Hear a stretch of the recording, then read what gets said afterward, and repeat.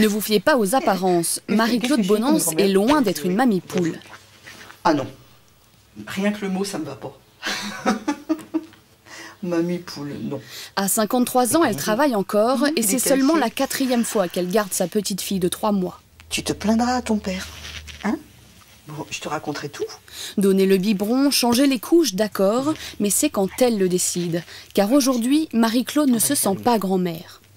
Grand-mère, en fait, les enfants sont grands, ils sont partis, ils sont amoureux, ils font leur nid.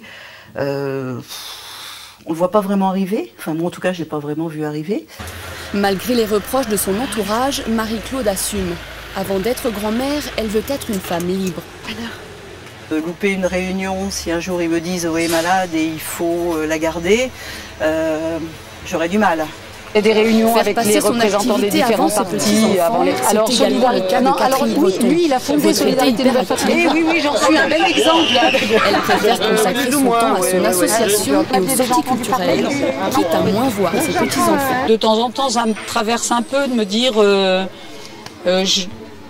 quelle grand-mère je suis. Enfin, peut-être qu'il faudrait que j'en fasse un peu plus. Peut-être qu'il faudrait que je sois un peu plus force de proposition.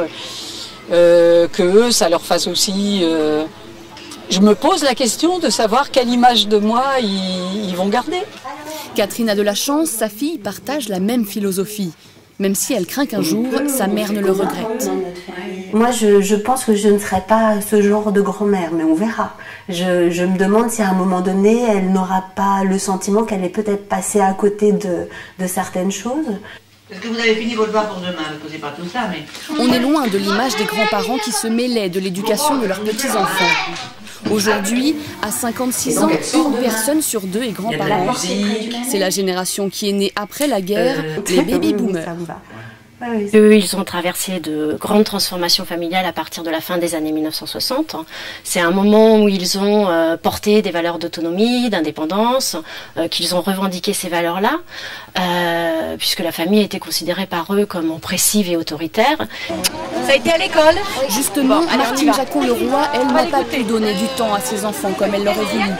Alors aujourd'hui, elle se rattrape avec ses petits-enfants. Quand mes enfants étaient jeunes, je travaillais. Et bon, il y a des choses que j'ai avec eux que j'en ai pas profité avec mes enfants quand ils étaient jeunes. Des grands-mères comme Martine, il y en a encore beaucoup.